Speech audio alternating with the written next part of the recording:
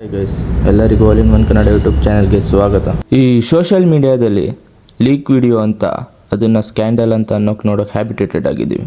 Forward ಮಾಡ್ತೀವಿ, comment ಹಾಕ್ತೀವಿ, discussion ಮಾಡ್ತೀವಿ. ಆದರೆ ಪ್ರತಿ ಪ್ರೈವೇಟ್ ವಿಡಿಯೋ ಹಿಂದೆ ಇರುವುದು ಒಬ್ಬ ಮನುಷ್ಯನ ಜೀವನ, ಒಂದು ಕುಟುಂಬದ ಮರ್ಯಾದೆ, ಒಬ್ಬ ಮನುಷ್ಯನ ಭವಿಷ್ಯ ಅಂತ ಯಾಕೆಲ್ಲೂ ಯಾರು ಮಾತಾಡಲ್ಲ. ಇವತ್ತು ನಾನು ನಿಮಗೆ ಒಂದು ಕಾಲ್ಪನಿಕ ಪಾತ್ರ ನಿಶಾ ಬಗ್ಗೆ ಮಾತಾಡ್ತೀನಿ.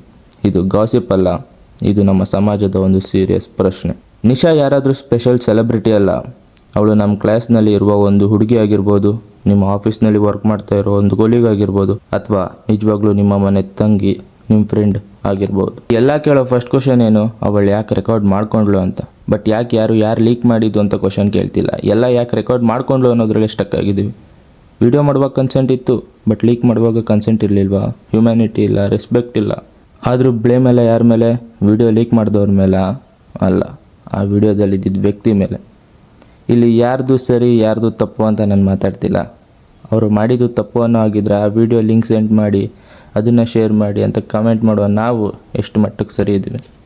ನಮ್ಮ ಹತ್ರ ಲೀಕ್ಡ್ ಕಂಟೆಂಟ್ ಬಂದಾಗ ನಾವು ಜಸ್ಟ್ ವ್ಯೂವರ್ಸ್ ಅಲ್ಲ, ನಾವು view, count share, count trend create ಮಾಡ್ತಾಯಿದ್ದೀವಿ. ಆ್ಯಸ್ ಎ ಸಿಟಿಸನ್ ಆಗಿ ಮೊದಲು ಯಾಕೆ ರೆಕಾರ್ಡ್ ಮಾಡ್ಕೊಂಡ್ಲು ಅನ್ನೋದು ಬಿಟ್ಟು ಯಾಕೆ ಲೀಕ್ ಮಾಡಿದ್ರು ಅನ್ನೋದಕ್ಕೆ ಈ ಒಂದು ಪ್ರಶ್ನೆ ಸೊಸೈಟಿ ಡೈರೆಕ್ಷನ್ನ ಚೇಂಜ್ ಮಾಡ್ಬೋದು. ಒಂದು ಗಂಡು ಹೆಣ್ಣಿನ ಶೀಲ ಕಾಪಾಡೋದು ಆಗಿರಬೇಕು. ಆ್ಯಸ್ ಎ ಸಿಟಿಸನ್ ಆಗಿ ಯಾಕೆ ರೆಕಾರ್ಡ್ ಮಾಡ್ಕೊಂಡ್ಲು ಅನ್ನೋದು ಬಿಟ್ಟು ಯಾಕೆ ಲೀಕ್ ಮಾಡಿದ್ರು ಅನ್ನೋದನ್ನ ಕೇಳಿ. ಈ ಒಂದು ಪ್ರಶ್ನೆ ಸೊಸೈಟಿ ಡೈರೆಕ್ಷನ್ನ ಚೇಂಜ್ ಮಾಡ್ಬೋದು. ಒಂದು ಗಂಡು ಹೆಣ್ಣಿನ ಶೀಲ ಕಾಪಾಡೋನಾಗಿರಬೇಕು, ರೆಸ್ಪೆಕ್ಟ್ ಮಾಡೋನಾಗಿರಬೇಕು. ನಿಮ್ಮ ಮನೆ ಹೆಣ್ಣು ಮಗಳು, ನಿಮ್ಮ ಅಕ್ಕ ತಂಗಿ, ಅದೇ ಥರ ಇನ್ನೊಂದು ಮನೆ ಹುಡುಗಿನೂ ನನ್ನ ಮನೆ ಹೆಣ್ಣು ಮಗುನೇ ಅನ್ನೋ ಭಾವನೆ ಮತ್ತು ರೆಸ್ಪಾನ್ಸಿಬಿಲಿಟಿ ಇರೋನು ನಿಜವಾದ ಗಂಡಸು. ಇನ್ನು ಹುಡುಗಿರಿಗೆ ರಿಲೇಷನ್ಶಿಪ್ನಲ್ಲಿ ಟ್ರಸ್ಟ್ ಇರುತ್ತೆ, ಆದರೆ ಡಿಜಿಟಲ್ ಏಜ್ನಲ್ಲಿ ಒಂದೇ ಒಂದು ಟ್ಯಾಪ್ ರಾಂಗ್ ಹ್ಯಾಂಡ್ಗೆ ಹೋದರೆ ಅದರ ಕಾನ್ಸಿಕ್ವೆನ್ಸಸ್ ತುಂಬ ದೊಡ್ಡದಾಗಿರುತ್ತೆ.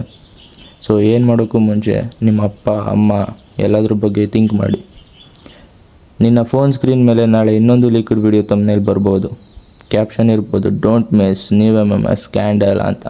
ಬಟ್ ಆವಾಗ ಒಂದ್ಸಲಿ ಥಿಂಕ್ ಮಾಡಿ, ಒಂದು ಶೇರಿಂದ ಒಂದು ಫ್ಯಾಮಿಲಿಗೆ ಆಗೋ ಪರಿಣಾಮ ಚಿಕ್ಕದಲ್ಲ ಅಂತ ಹೇಳ್ತಾ ಈ ವಿಡಿಯೋನ ನಾನು ಮುಗಿಸ್ತಾ ಇದ್ದೀನಿ.